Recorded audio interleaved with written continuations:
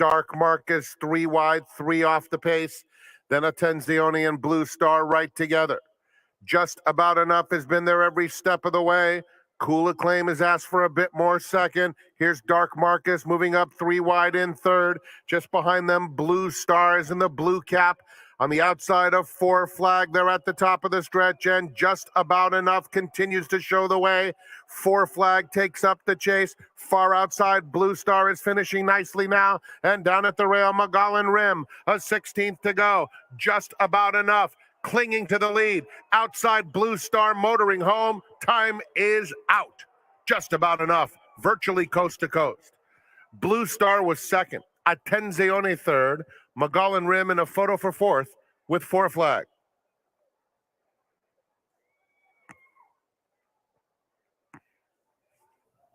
$149.39.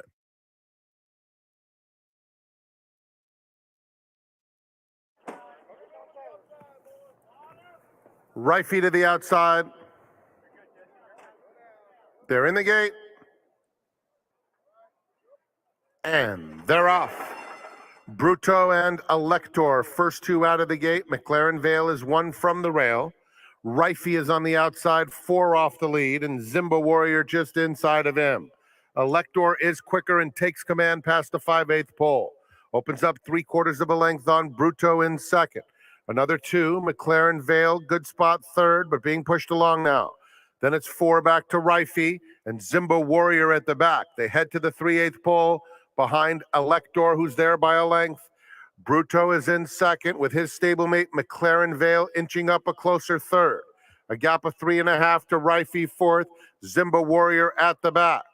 Elector, McLaren Vale on the outside. Bruto in between them. 3 in front of Rifey. They have a 1/4 mile to go. Elector still strong on the front end, and he'll turn for home, trying to fend off McLaren Vale on the outside, and Bruto in between. 3/16 to go. Elector, McLaren Vale. Bruto is back to third, coming past the 8th pole now. Elector asked to finish the job, and he responds powerfully. Suddenly, Rifey is moving fast on the outside into second. It's Elector by 2 over Rifey, and Elector sharp once again. Good-looking effort. Rifey was second, McLaren Vale third, and then Bruto.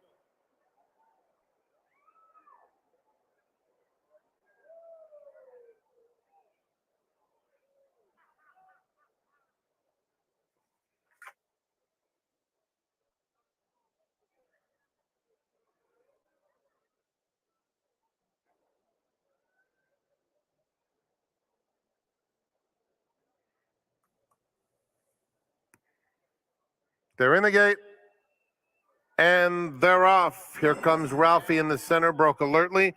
Looking So Lucky is now head and head with 1,000 Dreams for the lead. They're joined by St. Helena on the far outside. Song of Fire at the rail has some early foot too.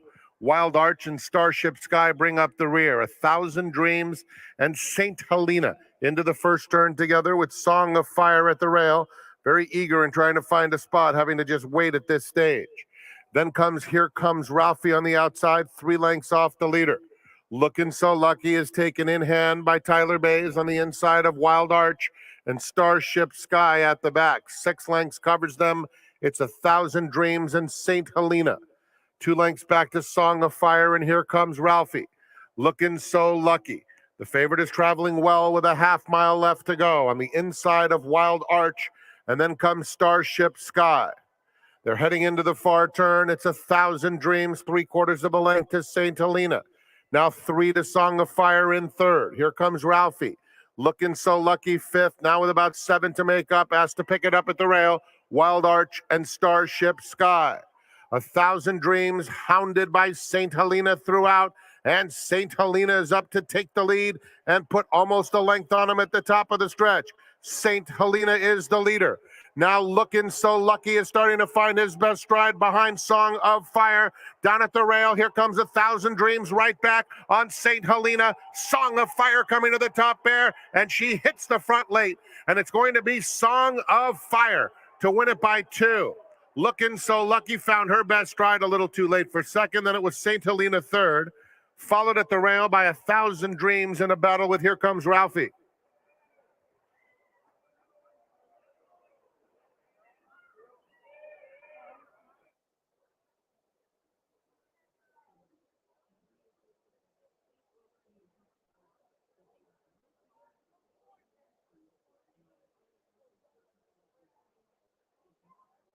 Happy Runner will be the last one.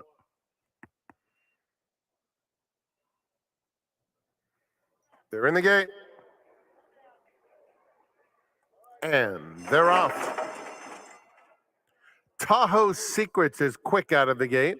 On the inside, here's Belmont Bill in the lime colors, and those two are now head and head. It's Belmont Bill taking a narrow lead. Tahoe Secrets between, Houndstooth the neck back 3 wide third, Maximum Moment moves through at the rail fourth. Then Vetoed and Happy Runner, 4 lengths covers them. It's Belmont Bill and Tahoe Secrets passing the half-mile pole, head and head for the lead. A length and a half, Houndstooth kept in the clear, with Maximum Moment inching up at the rail. Nowhere to go at this stage, but only a length and a half or so off the lead. Happy Runner gets into the race with 3 to make up as Houndstooth makes his move, and a gap of 5 to Vetoed. They're coming to the quarter pole. Tahoe Secret confronted by Houndstooth, joined by Happy Runner on the outside, who's making a sustained run. Maximum Moment, white blinkers just behind them. They're at the top of the stretch. On the outside, Happy Runner comes for the lead. Houndstooth is going with him. They're head and head. Happy Runner's been trying to lug in for some time. Houndstooth now, with a straight stride, opens up a length and a half. And it's going to be Houndstooth, in fact, pouring it on late. Houndstooth, a no doubt about it winner. 4 lengths. Happy Runner was second. Maximum Moment third, and then Tahoe Secrets.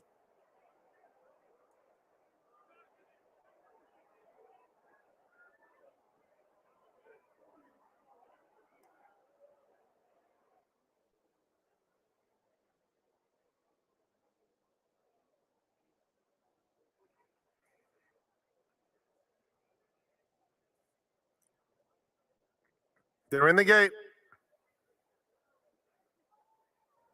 And they're off.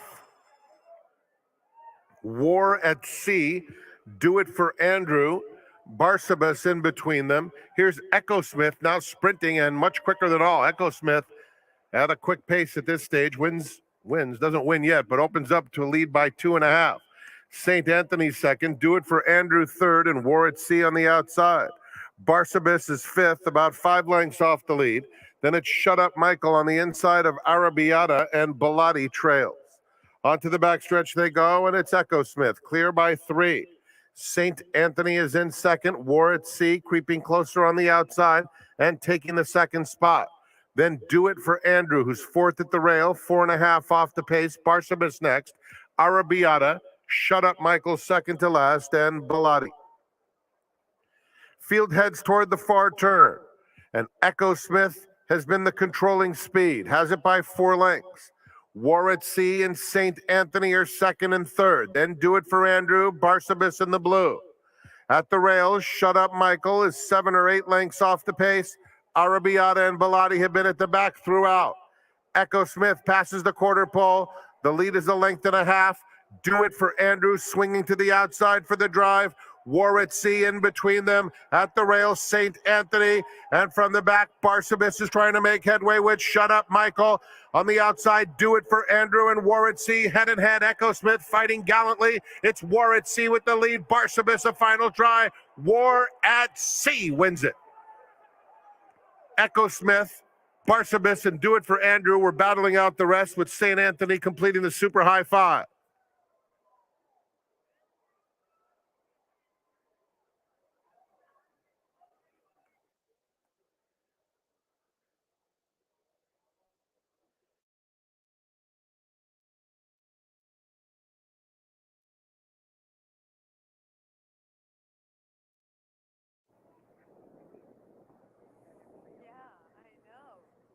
They're in the gate.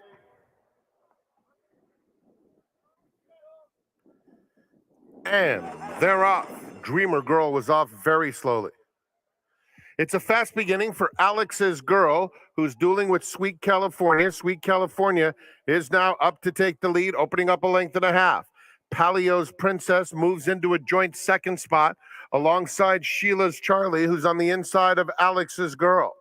They're followed by the gray Warren's Queen Bee at fifth and about 4 lengths off the lead. It's a gap of 5 to Lion at the Bar on the outside of Steel Nerves. They're joined by Tequila Tigre.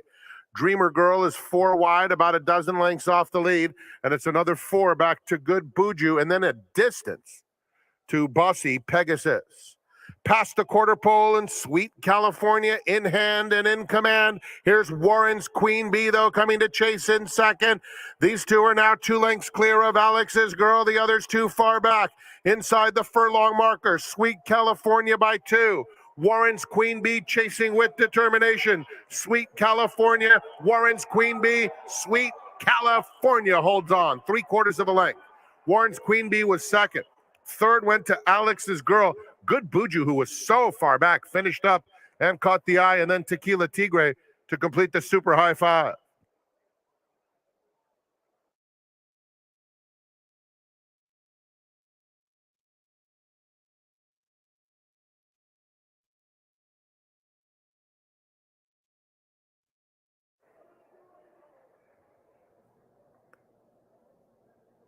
They're all in line.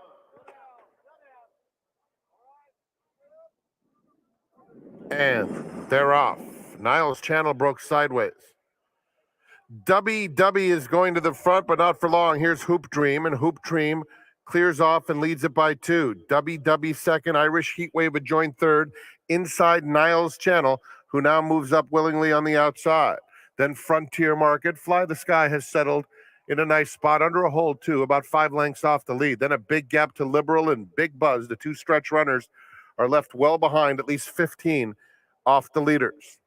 Hoop Dream hugs the rail into the first turn. W is a clear-cut second. They're joined by Niles Channel with the pink sleeves and Irish Heatwave under a tight hold in fourth, 2 lengths off the trio battling. Then Fly the Sky and Frontier Market, 4 in front of Liberal, and then Big Buzz. Down the backstretch, and Niles Channel has wanted to go on from the moment the gate opened, and now takes command, opens up a length and a half on Hoop Dream in second. W, and now there goes Irish Heatwave with an early bid. So Irish Heatwave goes right after Niles Channel into the far turn. Niles Channel by a length, Irish Heatwave second, Hoop Dream W third and fourth. Then Frontier Market, Fly the Sky inside of him, 6 lengths off the lead. Liberal is called on, trying to rally, but has a lot of work to do. And 3 back to Big Buzz. Irish Heatwave, Niles Channel. These two arrive at the top of the stretch together. Irish Heatwave on the outside with good momentum. Puts the head in front. Niles Channel not done. Fighting back gamely. 4 back, Liberal continues to progress. Fly the Sky gets out late, and here he comes. Fly the Sky is absolutely flying in the late stages, and Fly the Sky, boom, got up right on the money, nailing Niles Channel. Frontier Market, Irish Heatwave, and Liberal were battling out the minors.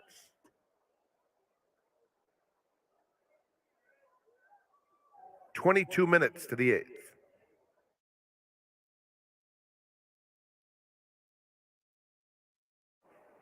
Smooth like butter.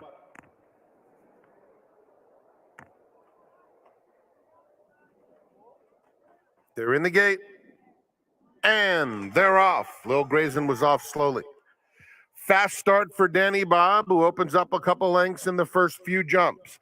It's Simple and Increased Stakes second and third, respectfully a close-up fourth, just 2 lengths off the battle.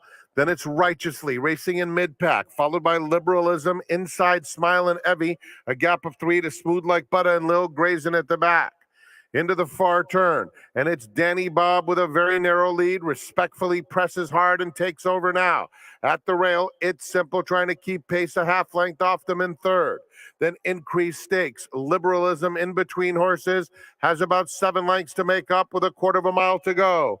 And Respectfully is the one to catch, racing wide but on the lead. At the rail, It's Simple, Danny Bob in between them third, 4 lengths back to Increased Stakes in fourth. And down on the inside, Lil Grayson is starting to pick it up. Center of the track, Smooth Like Butter. Respectfully, 3-length lead. Smooth Like Butter coming very fast, but time is running out. Respectfully wins it easily by 3.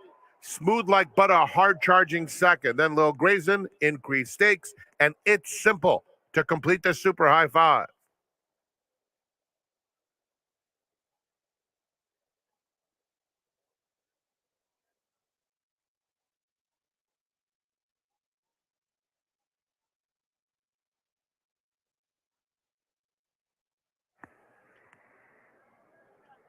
They're in the gate. And they're off. Quick start for Flashiest on the outside. Camaraderie is a little bit headstrong and wants a share of the lead. Hong Kong Harry is up close. And on the inside, Iridio. Four of them right across the course. And Moody Jim is able to settle behind this battle up top. Henley's Joy and Cash Equity are together at the back of the field. The pace appears moderate as Iridio takes the lead. Hong Kong Harry tracks from second, and then it's Flashiest in third.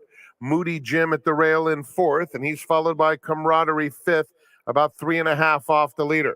Just behind them comes Cash Equity, who's comfortable at this stage, and two more to Henley's Joy. Onto the backstretch they go, and it's Iridio, the leader. Now Moody Jim comes through on the inside to put a little bit of heat on him, and Hong Kong Harry 3 wide while in hand third. Flashiest and Camaraderie are next. Cash Equity will be biding his time behind this group, and Henley's Joy as they head toward the 3/8 pole. And Moody Jim goes on with it, tugging his way to a 3/4 length lead. Iridio is racing in second. Hong Kong Harry, Camaraderie 4 wide. Then Flashiest, Cash Equity in the turquoise colors is angling and about to start his bid. A length and a half back to Henley's Joy. Moody Jim, the one to catch with 1/4 mile to go, leads it a length and a half to Hong Kong Harry. Cash Equity comes one from the outside. They're in the final furlong at the rail. Flashiest is in fourth. Moody Jim, Cash Equity, and Hong Kong Harry. Hong Kong Harry gets to Moody Jim, collars him, center of the course, Cash Equity. It's Hong Kong Harry, strong late. And Hong Kong Harry, another of Ramon Vasquez winner. Second to Cash Equity. Henley's Joy finished up with some nice interest in front of Moody Jim and Flashiest.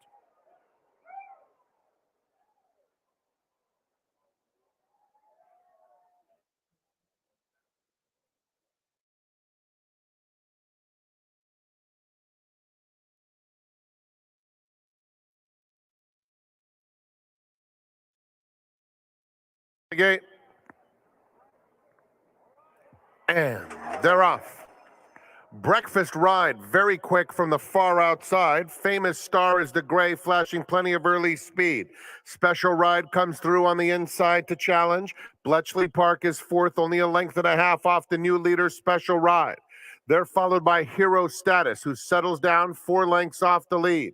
Down at the rail, Troubadour with 10th Street Dawn between those two. It's then a gap of 4 back to Pelagio, outside Practical Impact, and Swindler at the back of the field. Special Ride takes them past the 3/8 pole with a 3/4 length lead on Famous Star in second.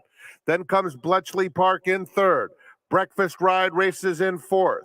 Down on the inside, it's Troubadour trying to make some headway. Hero Status 4 wide with a lot of work to do. They're at the top of the stretch. And Special Ride is the leader by a length and a half. Famous Star trying hard in second. But Special Ride opens up 3 now. And Special Ride strong on the front end, opening up with every stride. It's now about 5 lengths coming toward the wire. Special Ride and Abel Cedillo sailing home by a half dozen. Famous Star second. Hero Status finished third. Troubadour was fourth. Fifth between a closing Pelagio and Bletchley Park.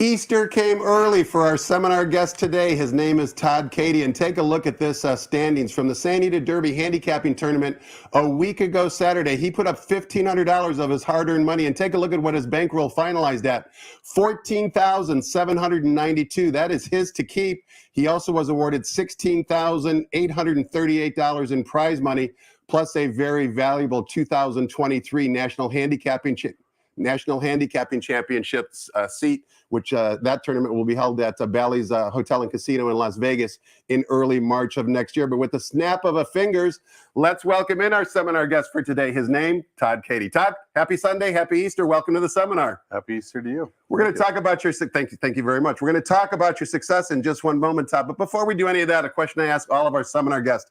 How did you get started in this crazy game of ours? Did your parents bring you to the track? Did your grandparents? Did you stumble in here? How did it all begin? I'm born and raised in San Diego, so I started, my grandma got me in. And it's funny, I still see a few tellers in here that still ask me how she is. And They're well past retirement age. Exactly. And no, I'd say about 8 or 9 years old. She'd take me down to Caliente, down in Mexico, make her bets, and go up to Del Mar, do that. She'd watch me do that. And in the off season, we would go to that OTB next door. Yeah. So yeah, started off young and then started doing that. And then I went to school over at Arizona State. And then did you ever make it over to Turf Paradise? Turf Paradise. And they have all the OTBs over there. If people know it, McDuffie's is where I started in Tempe. And you get like $20. You're supposed to be studying. You were studying the racing form. You get $20 and you hit it one race and you had money to go out all night. And kind of how I fed myself. Now you're obviously a very avid horse player, but you're also a horse owner. You have trainers like Bob Hess and George Papadromo. What got you into the ownership side of the game? I would say actually at the beginning was a friend of mine down in San Diego. Started out with Bob and got me in, and you kind of saw how exciting it was. And then another friend got me with Mike Mitchell, and really enjoyed Mike and his family and everything. And unfortunately he passed, but I'd say really we started playing the claiming game with Mike. Claim and you win, and it gets addicting. It sure does. It sure does. What's more exciting, maybe being in the winner's circle when your horse wins, or maybe making a big score like you did on Sandy to Derby Day? Definitely when the horses win. Really? Definitely. That's what I've heard from all owners. Yeah. You just can't replace that excitement, that feeling, that adrenaline rush you get. Yeah. I mean, growing up, I grew up Sandy as a baseball player, and I went to school and I played, years of minors, and the feel of, being out there in the crowd and succeeding is almost similar to horse ownership. When you're out there, even though you're not the jockey in the horse, but being out there, being a part of the team, it's very similar. So it's very addicting I can see why. And that's why when I got into it, and then the next story would be is with Bob Hess, he bought a horse, and we end up, it was an officer colt, Boys of Toscanova. And we got it and ended up doing good with it. And then it got transferred over to Dutro, and we ended up running in the Breeders' Cup. I ran second to Uncle Mo.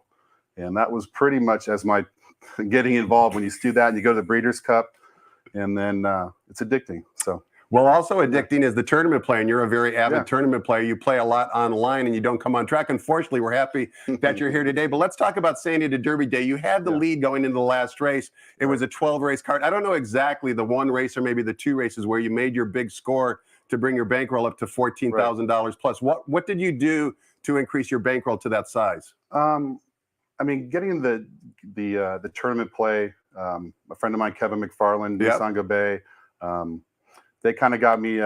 They were in the tournaments, and Christian Helmers. You got a lot of friends who teach you bad habits. So they're sitting there like, if you're going to go to the track and bet, you might as well one of these tournaments. So in doing that, and there's two, as you know, tournaments. You have the live bankroll, and you have the $2 where the mythical, and those are very hard. I mean, it's both hard. It's just a different way of doing it.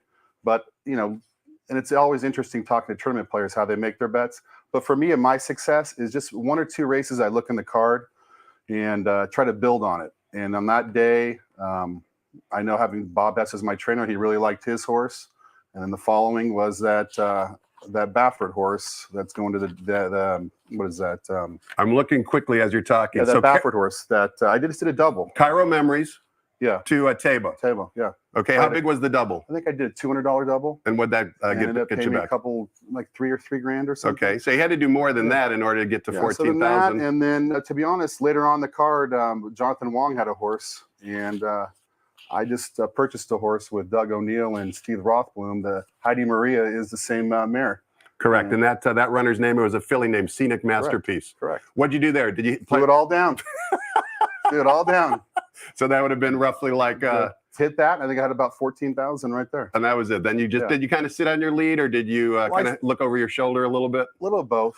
I mean, last year I played in a tournament at Del Mar. It was similar. I think I had about 20 or 30 or 40,000. And Vic Stauffer, that tournament, when the last race, I think he had like 10, I don't know, recall 10 grand or something, but it was like a exact in the last race with Victor. I think they were like 10 to 1. And he went from like 10,000 to 80,000 or something. And so I got second place. And when you get beat like that, it hurts. So that's why I was kind of just kept playing, kind of doing some stuff, some exactas to try to keep alive. But luckily, no one caught me. I mean, it's hard. Todd, Cady plays at a high level, both on the horse player side as well as the owner side. We're going to find out who Todd likes on today's 9-race card. But before we do any of that, let's toss the microphone over to track announcer Frank Miramati and get the early changes on today's Easter Sunday card here at the Great Race Place.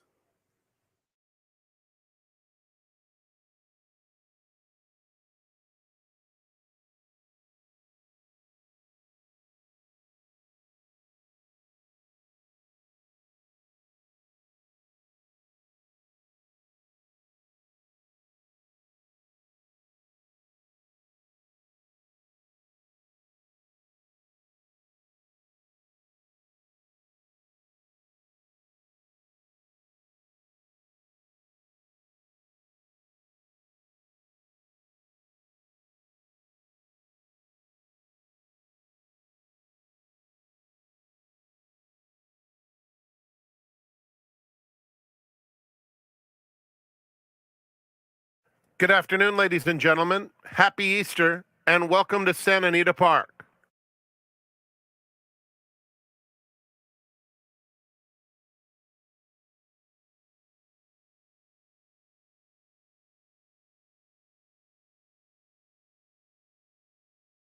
The track is fast. The turf is firm. And the rail on the turf is at 0 feet. We have quite a crowd in the infield going after those 35,000 eggs.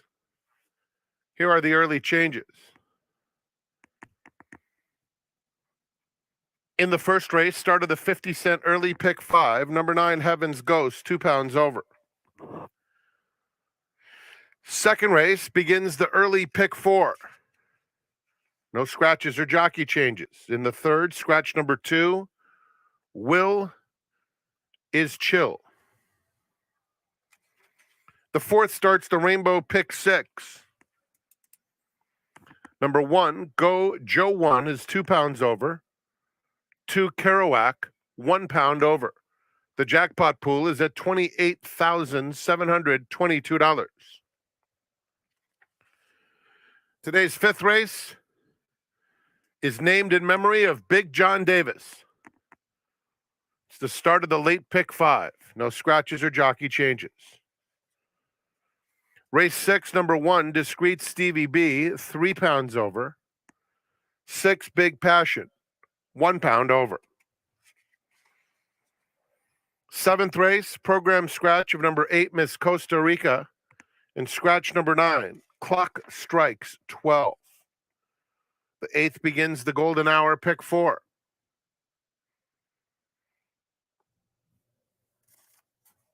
No changes to report in race 8. And the 9th race is the start of the Golden Owl double, number 11, Roubaix, 2 pounds over.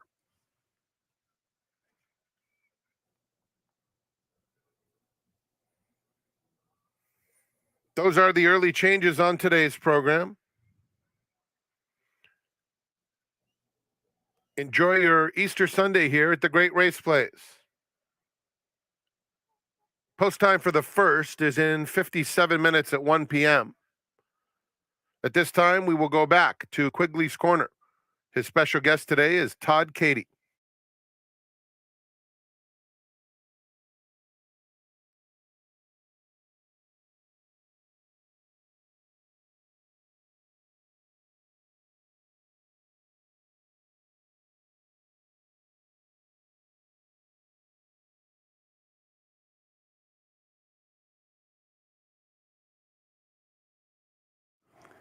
Welcome back. We're talking horses with Todd Cady. He won the $1,500 live money San Diego Derby Challenge handicapping tournament on San Diego Derby Day last Saturday. He turned his $1,500 bankroll into $14,792. He also earned $16,838 of prize money plus a valuable 2023 National Handicapping Championship seat, which allows him to play in Las Vegas next March. We learned already in the first few minutes that Todd played baseball at Arizona State. What you didn't hear off camera is his teammate was Paul LaDuca, who also enjoys playing the horses as well. Right. I bet you guys did some damage over there in Tempe whenever you visited the OTB. We did. Yeah. That and Turf Paradise. That's where it all began. Yes, but of course, Paul is now a broadcaster. You're a horse owner. Obviously, you both love the game. So let's see if you can help us out on today's card, Todd. And we kick things off here in race number 1, sprinting 6.5 furlongs on the flat turf course. This is for maiden special weights, Calbred, fillies and mares. It's also a split of race number 9, I should say. Also, the turf rails today are at 0 feet. We've got a field of 10 here. The morning line favorite and the current betting choice is number 8. Queen of Pompeii from the Carla Gaines barn. Now 2-1 on the tote board, Todd. Give us your thoughts on race 1. Well, let's see. Looking at the race, I like the baby races. I'm big on sires. Okay. And I love Into Mischief, and I really love the Practical Joke sire right now. Anytime I see it on the card, I jump to it. And Practical Joke, obviously, this particular filly was bought for $110,000. Very well-bred, Calbred filly owned by Gary Barber, ridden by Ramon Vasquez, who has made a very positive impact on the circuit so far. She's been training down at San Luis Rey, so we probably don't have any tape of any of her works. Have you ever been to San Luis Rey? Do any of your horses train down there? And if you have, tell us kind of what it's like, because most of us have not been there. I've not been down there, to be honest. But I have horses with Doug O'Neill, and what I've been told, it's very calm, soothing. Horses relax down there. But I know Ruben and assistant to Peter are now having this up. They thrive down there, and then no one can see their workouts. There's no reports. So you always have to pay attention when you see the San Luis Rey workouts. And I believe so far at this meet, Ruben Alvarado has trained at least 3 or 4 first-time starters right into the winner's circle. Before we took the graphic off the screen, Todd, who else did you like in the race, maybe to either play in the exacta or spread in the 50-cent early pick 5? The other one would be the one horse, Doug O'Neill's horse. He has, again, that horse has been working at San Luis Rey and then came over to San Anita. But I always like to look, whenever you see a baby, the first time they hit the racetrack, I always like that. A friend of mine told me about that angle, and I really followed it. So if you look on that February 1st, San Luis Rey 35 and change workout, I always pay attention to first-timers whenever they hit the workout. That, and then I usually like the last workout, either a gate workout, in which Doug does do that. Nice little gate workout, easy. And that horse has my attention. And owned by Redham Racing, Dr. Paul Redham certainly has a big impact on the California breeding program. Square Eddie certainly has a number of different winners throughout any day's card. This, as you mentioned, Todd, is a first-time starter sired by Square Eddie. So, in your opinion, 3-1 to kick things off in race number 1. Let's turn the page. Take a look at race number 2. That begins the 50-cent early pick 4. This time we're on the main track. 1 1/16 is the distance. Allowance optional claiming types. Non-winners of 1 other than just a small field of 5. Number 4, There Goes Harvard. Second off the layoff for trainer Michael McCarthy is the 6-5 morning line favorite. Talk to us about race 2. Yeah, race 2. That, short field. You always have to identify speed, and in this type of field, you look at it's between the 3 and the 5. But I like the angle that John Sheriff's doing. He's taking the blinkers off a horse that does have speed, so the horse should relax. I think he'll probably sit right behind Drayden, the 5 horse, and just probably pounce on him right at the end. That's why I kind of went to 3 was my choice. You talked about early speed being so important, and no matter what race you might want to handicap. What about different jockeys and different styles? Are there certain jockeys you like on speed horses? Are there jockeys that you think might be more aggressive on the lead? Maybe give us a few names of some of the jockeys here in the Southern California colony that you think are aggressive. Cedillo, a very good front runner.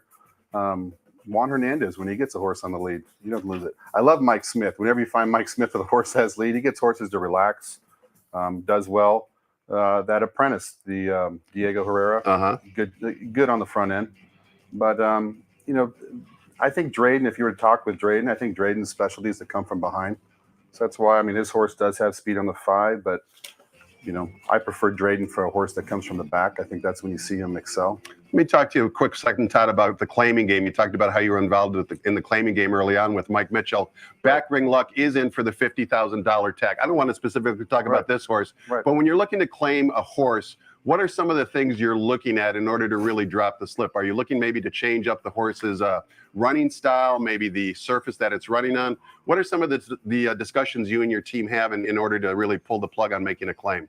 Yeah, I mean, the claiming, depending on the prices. I mean, this is a 50,000, so it's high enough. There's not issues when you're dealing with like the 20, the 16s. You know, there's always an issue with the horse, so you always got to try to figure it out. You're looking at, the back history, if there's layoffs, whatnot. That's kind of, I'm looking at that. I mean, we do a lot of the claiming, but it's also the trainers. I mean, there's certain trainers out there that are easy on the horses, meaning these horses don't have many workouts. Some trainers believe in putting the horses in the races for workouts. And there's certain trainers that work the horses every 6-7 days. There's a steady pattern. They're out there running. So you would say those trainers are a little bit harder on them because they work them out while, in between. So, I mean, there's different angles. You start to see certain trainers. I know certain trainers will claim off other ones, and you'll see an improvement. So those are factors you take into it. Fair enough. Let's take a look at race number 3. We're back on the turf course. This time, 2 turns is the distance. 1 mile is the distance. Allowance optional claiming types. Calbred, 3-year-olds, non-winners of 1 other than. A good field of 8 here. Number 3, Worse Reed Sanchez from the Doug O'Neill barn is the 5-2 morning line favorite. Let's talk about trainers. You know Bob Hess. You know Doug O'Neill. You know George Papadromo. When they whisper in your ear and tell you something good about a horse, are they usually right or are they usually wrong? I mean, it's tough. At the beginning, when I first got into it, you always want to ask them. But as you start to own them, then everyone asks you. Right. And you hear stuff and you tell people, oh, this is going to win, and it doesn't win. So you feel bad. You're just like, so I think the trainers, I assume, are the same way. I mean, I would hope that every trainer likes their horse. I mean, nothing against it. If you own a horse, the trainer goes, I don't like him. You're saying, look, you don't like him. Right. So ideally, every trainer does like their horse. So, I mean, you want to hear that. But when a trainer doesn't, sometimes the trainer will say, hey, it needs a race or something. As an owner, you don't really want to hear that. But you also know, but sometimes those horses surprise you. Yeah. But most of all, of the trainers that I have of Doug O'Neill, Bob, George Papadromo, then I just got I got another one with Vladimir Serin. They're all positive. They all like their horses. So It's a good site. That's what you want to hear. You're an equal opportunity employer. Why do you have different trainers? Are you mad at one of them, or what, you just kind of diversify like a portfolio? No, the business is tough. I mean, it's a tough game, and as you'll see the success with all these like racehorse.com, and I'm involved also with Great Friends with Craig Dato got me involved down at Del Mar. But economically, it's easier and more feasible if you go in with partners, and that's why every horse I have partners, clients of mine. I'm in the insurance business, so get clients. It's actually funner too. I mean. Sometimes when you're by yourself, it's, you can't enjoy the excitement. So you have about 3 or 4 buddies, and then they bring their girlfriends, wives, their families. It's an environment, and that's like meeting you and other people, the racetrack. I mean, I've met some really, really great people here at Del Mar, Santa Anita. These people just work on the track. I mean, tellers, the people that are parking the cars. I mean, there's really good people here, and I just like the environment. I enjoy it. And being the holiday weekend, it was easy for me to say yes to come up here. It's a great community, that's for sure, but they're all listening to you right now, so they need a winner in race number 3. Who's it going to be? Race 3. Let's see. I think I picked the Worse Reed Sanchez, right? Fair enough. Okay. Yeah. And why? Do you remember why? That horse, having with Doug and with Steve and that, they've always liked the horse. And, looking at this horse, I like, to be honest with you, it's a closer. It's a proven closer. And if you look at the race, there is speed. You have the 7, you have the 8 horse, the 6 horse. So you think the 6, 7, and 8 are going to go to the lead. I mean, Maldonado has a horse that looks to be a closer, but I mean, Edwin he's great on the front end, and I mean, his forte is not really to be sitting in the back. So I think he'll probably be sitting mid-pack. But I'm trying to go with Mario from the dead back close. Sure. So we'll see how the track plays. And also Worse Reed Sanchez, you can see if you have the racing form in front of you, ran against older last time out, now drops in against his own age group. And that San Felipe for 2 races back, you can draw a line through that. The competition was way too tough. If you're able to do that, suddenly all those running lines for Worse Reed Sanchez actually seem to be very, very competitive in race number 3, and certainly makes sense why he's the morning line favorite. Let's turn the page, Todd, and take a look at race number 4. Begins the 20-cent Rainbow Pick 6, the jackpot single ticket carryover, now up to $28,000. And we kick things off here going a mile and a 16th on the main track for maiden special weights, a field of 7. Most of them are 3-year-olds with the exception of 1, and that would be number 3, QB1, who is a son of the world-famous Beholder, her very first foal, but that's not the favorite. The favorite is near the bottom, number 6, Paroli from the Michael McCarthy barn, once again is the 5-2 morning line favorite. Give us your thoughts on race 4. Well, race 4, Actually, I was watching the workout report on the 5 that got thundered. I was really impressed with his last workout. By Arrogate, they paid $750,000, putting blinkers on. Victor's getting on the horse. Victor a little more. Victor's actually a very good front runner, jockey, but I don't think he's going to be sitting in the front. I think he'll be sitting just off the pace. The horse. I mean, I was between the 2 and the 5, but this is Mike Smith's forte right here. I wouldn't be surprised if Mike Smith takes his 2 horse and goes to the lead and wins, because he's getting on this horse. If you go 2 back, this horse broke fast, and that's why I was between the 2 and the 5. But I think the 2 will break to the lead. I'm hoping the 5 sits right behind him and gets him. But I mean, I wouldn't be surprised talking about Mike Smith if you watch him right here in this 2 race go wire to wire and get left in the front end. 5 and 2 and race number 4. If you have the racing form in front of you, take a look at the running line for number 5. Got Thunder, beaten by War at Sea last time out. War at Sea came back to win for the aforementioned Mike Smith and trainer Ron Ellis on yesterday's card. Race number 5 begins the 50-cent late pick 5. This race is named in honor of Big John Davis. You recall my seminar guest Leo Vukmanovich and I yesterday spoke about the unfortunate passing of Big John. We will honor his memory and honor his life after the race in the winner's circle after race number 5. And race number 5's distance is a mile on the turf course for maiden claiming fillies and mares. $50,000 is the claiming tag. A field of 9, number 7, the Ginger Queen from the Richie Baltus barn is 2-1 on the morning line. Ryan Curatello, the jockey on the Ginger Queen, has made a very good impression here with limited opportunities. This is another good betting race, Todd. Right. Who do you like and why? Yeah, I mean, you could go a lot of different angles in this race. This is a great betting race. I actually went with the 8 horse, Doug O'Neill's horse. Just got him from Louis Mendez. Louis Mendez, I mean, his forte is with young horses, getting them out of the gate, speed. A lot of times they'll transfer him out to different trainers.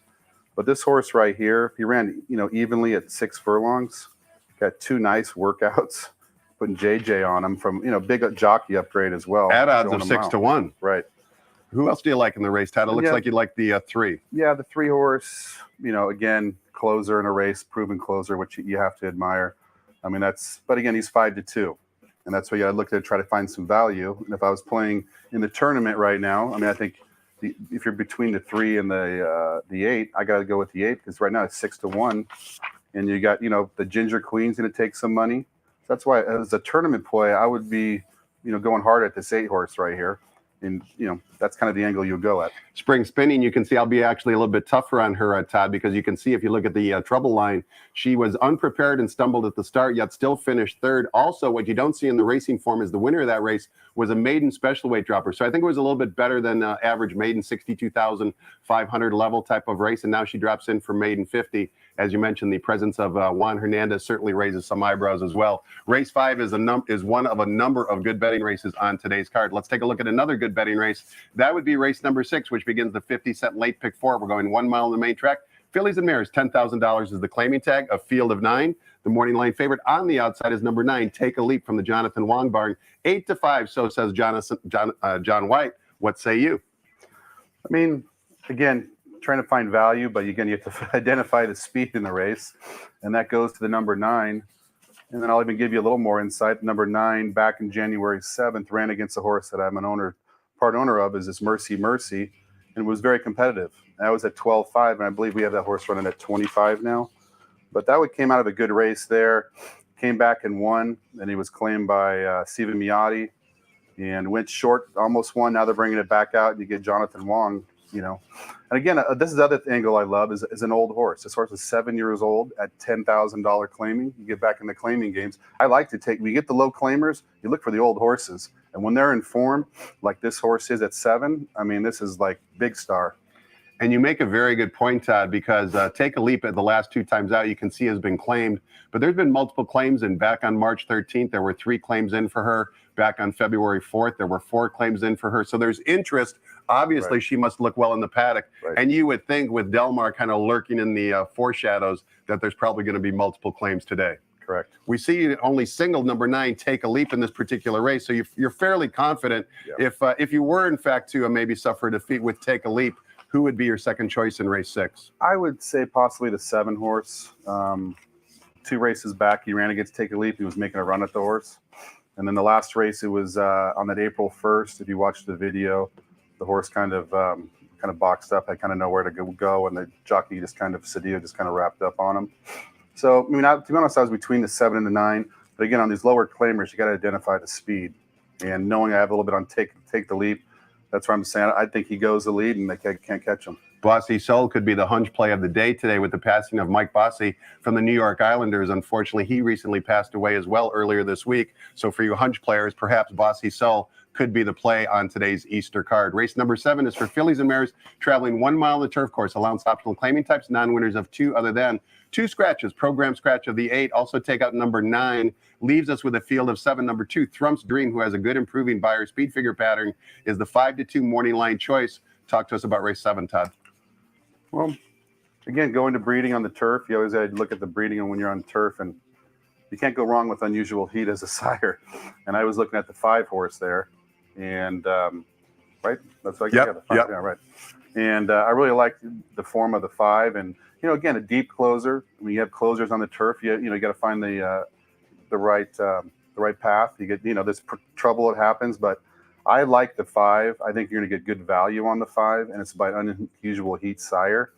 It's got an 86 buyer last race. I think it's getting. I think a lot of people are going to go play the 2 horse. I think Toby Terrell made the 9 horse his best bet. I'm just going off the times, and the 9, intrigued me a little bit, but I'm not real familiar with this apprentice jockey that's going to be riding her, excuse me. And usually on the turf, you want to find, I usually try to find some journeyman jockeys. I think it makes a big difference on the turf. You also give a look to the number 1, Todd, Heather's Gray, coming off the long laugh. What is it about her that you like? The Heather's Gray, just the company the horse was in. You look at sires, and also another angle with the turf horses is class. And I think if you were to sit there and say who's probably the classiest or ran against the class, would be the one, Heather's Gray. That's why I'm just kind of taking a little angle on that. Horse. The only thing would be is this horse has been off since July at Del Mar, not knowing the connections. They may be looking just to get the horse one under his belt or under her belt. That's just the one thing I'm thinking about. That's the one thing I like about the 5. It's already had 3 starts, and that's one negative about the 1 is it's coming off a layoff. Number 5, New Heat, Todd's top selection. You can see has 3 career wins. All 3 occurred right here over the San Anita turf course. Also, you can see she has a habit of breaking slow. The comment line indicates that in her last 4 starts. Hopefully, she can get a little bit of a cleaner break before the start of race number 7. Race number 8 begins the $1 Golden Hour Pick 4 sequence. That links our last 2 races here at San Anita with the last 2 races at Golden Gate. And we kick things off sprinting 7 furlongs on the main track for Calbred, allowance optional claiming types, non-winners of 1 other than. We've got a field of 9, the morning line favorite number 8, Scary Fast Smile, 5-2 on John White's morning line. Before we get your thoughts on the race, Todd, I wanted to watch 2 workouts courtesy of our friends at xbtv.com. You can watch any morning workouts you want on demand, free of charge, if you visit the website xbtv.com. So let's cue the tape of Quick Buck's workout on April 2nd, working here in company with a runner by the name of Clampett. If you know Clampett at all, who's on the outside, I should say on the inside, Quick Buck is on the outside. Clampett won a starter optional claiming race on April 8th. So certainly good company here that Quick Buck is keeping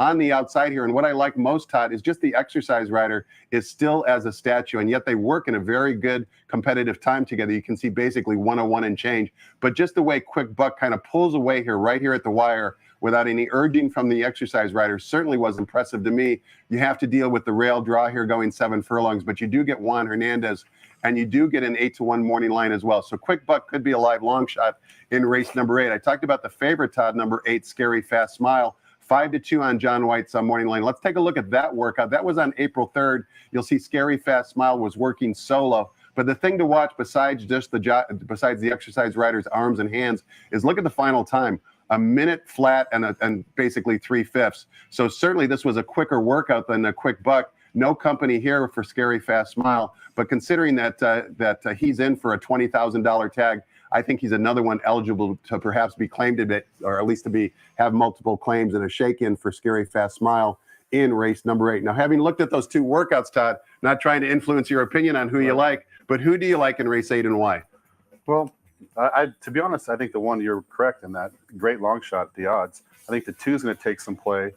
But yeah, this sets up for Doug O'Neill perfectly. And getting the claiming game, I mean, the horse has won this before, this condition, so that's why it's up for the 20 claim. But when you look at the purse, $69,000 purse, Calbreds. Wouldn't you like to be the owner of a Scary Fast Smile? I mean, they claimed this horse for 20. It was a great claim. and then won at this level, and then came back at 50. Now dropping it back to this same level, and the horse has great workouts coming into it. I love seeing that workout in 1 minute and change.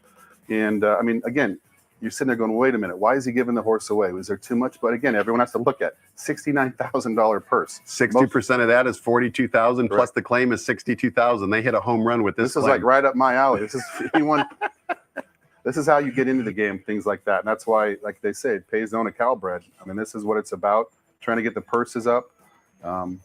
This is why us owners, this is the type of race. This is why we claim horses to put them in this race. A potential single in the pick 5 and the pick 6 sequence for Todd, Cady. Number 8, Scary Fast Smile. We close out the day, close out the weekend, race number 9. Keep in mind, we're going to take a little bit of a scheduled break. The next day of live racing is going to be a week from Saturday, April 30th. This was planned all along. It was to kind of rejuvenate the turf course because, as you know, our turf course is lush and looks fantastic, unlike many other racetracks. So we're trying to rejuvenate the turf course. We'll resume racing on Saturday, April 30th. And the irony is, at the moment, the current weather forecast is for rain to be falling next Friday. So it might be a blessing that we won't be running, and it'll also help rejuvenate the turf course. But first things first, we're back on the turf course. You might recall this is a split of race number 1, same conditions, 6.5 furlongs on the flat turf course, maiden special weight Calbreds, fillies and mares. Also race number 9 is the first leg of the $5 Golden Hour Daily Double. Similar concept, last race at San Anita with the last race at Golden Gate. A full field of 11 here. This one is not an easy one to solve the riddle. And number 4, Boosker Alley is the 3-1 morning line favorite. Jessica Pfeiffer with a rare live mount here, going for or against the favorite in the nightcap, Todd? I'm going against. This fits right into my alley again, is babies. I look at the first workout, and I look at the number 1 horse, the 48, 2 out of 21. And then I look up at the sire, Dialed In. I love dialed in horses, especially making their on the turf. The workouts, and then actually, I think XBTV had a video of the workout, I think, on the one, and it was very impressive. So actually another check mark for me. The only negative would be is it's on the 1 post. Correct. And tough for a first-time starter. Very tough for a filly to enter there. But I mean, if again in the tournament, I would be throwing down on this 1 horse. I mean, it has everything that I lead up to, and this is usually players wouldn't, have that aggressive feel to it. But again, this is kind of fits up right up my alley. And we also see you giving a little bit of love to number 10, Current Mood, who somewhat was hidden, had a bit of a rough trip first time out. And there's your man DVD again. Right. But again, same angle. The first time out on the track at a 35-inch, 34. I mean, the horse has been working great. The last race it ran, it lacked room. And I guess a couple of the workout reports had the last workout on April 10th to be very good. So that's just, that's looking at that. But I think the 10 will take a lot of play. So the value, again, to me is the 1 horse. That's why I'm going up for the 1. 1 and 10 to close out Easter Sunday here at the Great Race Place. Congratulations once again, Todd, on your success. Appreciate it. In the big tournament on San Anita Derby Day. Continued success, not only at the windows, but also with all the horses you have involved. You're a credit to the game, and thanks so much for joining me today. Appreciate it. Appreciate you as well. Appreciate all of you watching. Also, make sure you have a lot of fun on Easter Sunday. It's one of the few tracks you can play anywhere around the country. Get involved. The card is great. The prices are going to be good. Next voice you hear will be track announcer Frank Miramati introducing the colors, also updating us with any late program changes. Thanks again for watching, everybody. We'll see you on Saturday, April 30th.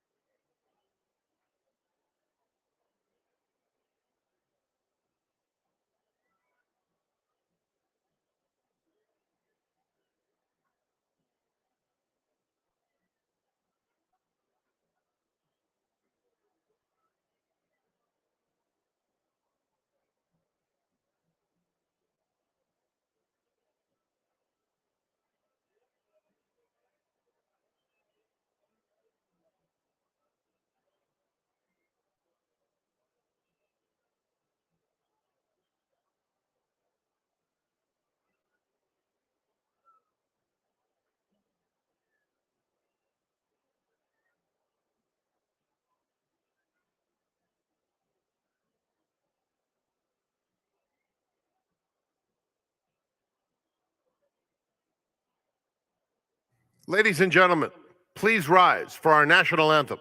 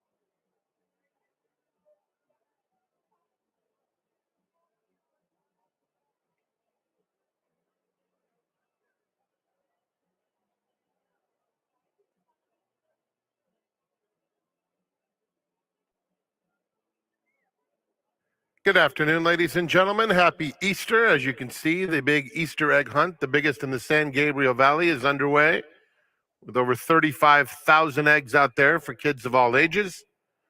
Welcome to Santa Anita Park. The track is fast, the turf is firm, and the rail on the turf out 0 feet today.